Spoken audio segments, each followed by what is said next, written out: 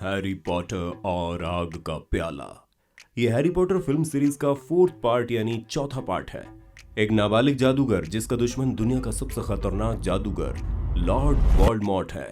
पिछले भाग में बचकर भाग निकला पीटर पेटिग्रू अपने मालिक से बात कर रहा है। वो कहता है किसी भी कीमत पर हैरी पॉटर को पकड़ कर लाना ही होगा।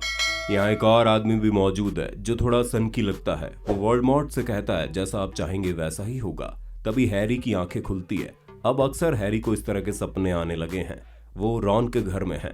इस बार हैरी और उसके दोस्तों को रॉन के पिता और उनके दोस्त जो कि मंत्रालय में उनके साथ काम करते हैं, मिस्टर सेड्रिक और उनका बेटा सेड्रिक डिगोरी जो कि हॉगवर्ड में ही पढ़ता है, को किड्स वर्ल्ड कप दिखाने एक मैजिक सिटी में जाते हैं, जहां जाने का गुप्त द्वार एक जूता है। कमाल की जगह है, सबसे अलग छोटा पैकेट बड़ा धमाका जैसे। सभी मैच देखते हैं, फिर अपने अपने टेंट में मस्ती करते हैं। रात को अचानक रॉन के पिता उन्हें वहां से भागने को कहते हैं क्योंकि किसी अनजान बुरी शक्ति ने पूरा स्टेडियम जलाकर राख कर दिया है और आसमान में मौत का निशान बना दिया है। जादू मंत्रालय के लोग उनकी तलाश कर रहे हैं। वर्ल्ड कप रद्द हो जाता है। सभी वापस हॉगवर्ड लौटते हैं, जहां डंबलडोर हॉगवर्ड में होने वाले जादुई त्रिकोणीय मुकाबले की अनाउंसमेंट करते हैं। इस बार हॉगवर्ड की तरह ही नॉर्थ और साउथ के दो जादुई स्कूल हॉगवर्ड में आते हैं। उद्देश्य है आग के प्याले का खतरनाक खेल। जो भी जीतेगा वो पाएगा अनंत कीर्ति का सम्मान। साथ ही जादू मंत्रालय ये निर्णय लेता है कि 17 साल से कम उम्र का कोई भी जादूगर इसमें हिस्सा नहीं लेगा। यहाँ एंट्री होती है नए गुप्त कला से रक्षा के टीचर की, जो कि बड़े अजीब और सनकी लगते हैं, प्रोफेसर एलिस्टर मूडी। नामांकन की प्रक्रिया शुरू होती है। तीनों स्कूल के विद्यार्थी अपने अपने नाम की स्लिप आग के प्याले में डालते हैं। हैरी 17 साल का नहीं है तो वो इसमें हिस्सा नहीं ले सकता। डंबलडोर खेल में चुने गए विद्यार्थियों के नाम की घोषणा करते हैं। जादूगरी के 3 स्कूल से 3 दावेदार खिलाड़ी इस खेल के लिए चुने जाते हैं कि तभी आग के प्याले से एक और नाम बाहर आता है, हैरी पॉटर। सब हैरान है कि ऐसा कैसे हो सकता है, वो तो सिर्फ 14 साल का है। डंबलडोर हैरी से पूछते हैं क्या उसने अपना नाम इसमें डाला। हैरी मना कर देता है। प्रोफेसर एलिस्टेयर मूडी कहते हैं कि कोई जादू या वशीकरण से ही ऐसा हो सकता है। जादू मंत्रालय के हेड बर्टी काउच भी प्याले के फैसले के आगे मजबूर है। जॉन हैरी से थोड़ा अलग रहने लगता है। उसे लगता है हैरी ने अनंत कीर्ति के लिए अपने दोस्तों से सब छुपाया।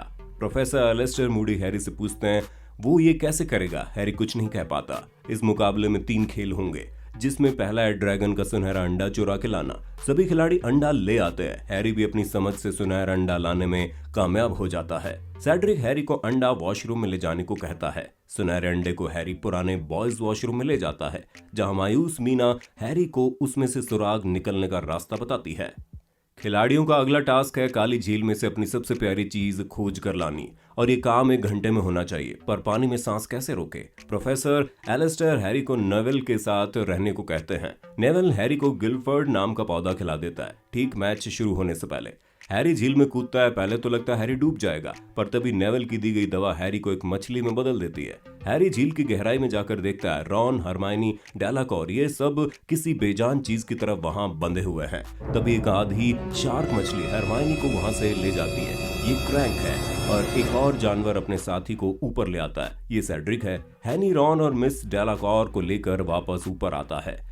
सभी बहुत खुश हैं। 2 मुकाबले पूरे हुए, बस अब आखिरी खेल और अनंत कीर्ति का ताज। एक रात स्नैप हैरी से पूछता है कि गिल्फर्ड बूटी की तो कोई बात नहीं, पर तुमने स्नैप की प्रयोगशाला से पंख और भेस बदल काढ़ा क्यों चुराया। हैरी कहता है उसने ऐसा कुछ नहीं किया। स्नैप ये जानता है कि वो रूपांतरण रस बना रहे हैं और वो जल्दी इसका पता भी लगा लेगा। तीसरा खेल दिखने में सिंपल तो है पर बहुत ही रोमांचक। एक भूल भुलैया है जिसके सेंटर में विनिंग कप रखा है, बस इसे लेकर आना है। चारों खिलाड़ी इसमें प्रवेश करते हैं और रोमांच शुरू हो जाता है। मिस जल्दी हार मानकर खेल से बाहर हो जाती है। 3 खिलाड़ी अब भी कप ढूंढ रहे हैं। क्रैंक एक दानव बनकर वहां घूम रहा है। हॉगवर्ड के 2 खिलाड़ी हैरी और सेड्रिक को कप नजर आता है। दोनों फैसला करते हैं कि उसे एक साथ छुएंगे। दोनों कप की तरफ भागते हैं और कप को पकड़ लेते हैं। एक तेज रोशनी के साथ ही दोनों कब्रिस्तान में पहुंचते हैं, जहां टॉम रिडल की कब्र है। हैरी सेड्रिक से कहता है वो सपने में पहले इस जगह आ चुका है। जल्द ही वो ये भी जान जाते हैं कि ये कप गुप्त द्वार है, जहां पीटर पेटिग्रू उनके आने का इंतजार कर रहा है। वो आते ही सेड्रिक को मार देता है और हैरी को रिडल की कब्र पर लटका देता है। सालों से नहीं जले चूल्हे में आग लग जाती है। पीटर अपने मालिक लॉर्ड वोल्डेमॉर्ट के लिए एक नए शरीर का इंतजाम कर रहा है, जो कि श्राप से ग्रस्त जीवन जी रहा है। वो लॉर्ड वोल्डेमॉर्ट के शापित शरीर को बर्तन में डालकर उसके पिता की कब्र से हड्डी उसमें डालता है। अपनी वफादारी साबित करने के लिए अपनी खुशी से अपने हाथ की बलि देता है और आखिर में हैरी का खून लेकर बर्तन में डालता है। एक भयानक सी आकृति बर्तन के बाहर निकलने लगती है। प्रयोग सफल होता है, वोल्डेमॉर्ट को मिल जाता है एक नया शरीर। इतने सालों तक शापित जीवन जी रहा हैरी पॉटर का सबसे बड़ा दुश्मन लॉर्ड वोल्डेमॉर्ट एक लंबी सांस लेकर बेहतर महसूस करने की कोशिश कर रहा है। पीटर का कटा हुआ हाथ वो ठीक कर देता है। वोल्डेमॉर्ट हैरी को बताता है जब उसने उसके माँ बाप को मारने के बाद उसे मारना चाहा तो हैरी की माँ का जादू से बनाया गया रक्षा कवच वो भेद नहीं पाया और अपने ही जादू का शिकार हो गया। वोल्डेमॉर्ट हैरी को लड़ने को कहता है। दोनों अपनी छड़ी का इस्तेमाल करते हैं, एक तरफ बुराई और अंधेरा तो दूसरी तरफ सच्चाई और रोशनी की एक छोटी सी लौ, और एक और सफेद घेरा बनने लगता है। हैरी के माता पिता और उनकी आत्मा वहां आ जाती है और हैरी से कहती है कि वो शक्ति इस्तेमाल करना बंद करे। हैरी वही करता है और कप और सेड्रिक की लाश को लेकर गायब हो जाता है। हैरी सीधे वहीं पहुंचता है जहां सब विजेता का इंतजार कर रहे हैं। हैरी डंबलडोर को कहता है कि वो वापस आ गया है, उसने ही सेड्रिक को मारा है। प्रोफेसर मूडी हैरी को अपने ऑफिस में ले जाता है और उससे जुड़ी हर बात पूछने लगता है। तभी मूडी के शरीर में कुछ बदलाव होने लगते हैं। वो दवा जैसा कुछ ढूंढ रहा है। हैरी उसे वोल्डेमॉर्ट की बातें बता रहा है। प्रोफेसर कहता है वो कौन था उस कब्रिस्तान में। हैरी कहता उसने अब तक कब्रिस्तान का जिक्र नहीं किया। मूडी बौखला के हैरी को सब कुछ बता देता है। वो हैरी को मारने ही लगता है कि डंबलडोर और स्नेप वहां आ जाते हैं। सत्य बोलने वाला काढ़ा पीने के बाद वो अपने असली रूप में आ जाता है। वो बर्टी काउ जूनियर है। बर्टी खुश है और उसने अपने मालिक का काम पूरा किया। डंबलडोर उसे अज़काबान भेज देते हैं और हैरी को आगे की लड़ाई के लिए सतर्क रहने को कहते हैं।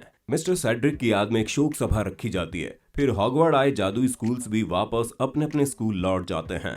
हैरी, हरमाइनी और रॉन फिर से मिल जाते हैं। तो दोस्तों ये था हैरी पॉटर का 4th पार्ट। कैसा लगा आपको लाइक कमेंट जरूर कीजिएगा। हम इस सीरीज को पूरी करके आपकी नई नई फरमाइशों को भी लेकर आएंगे।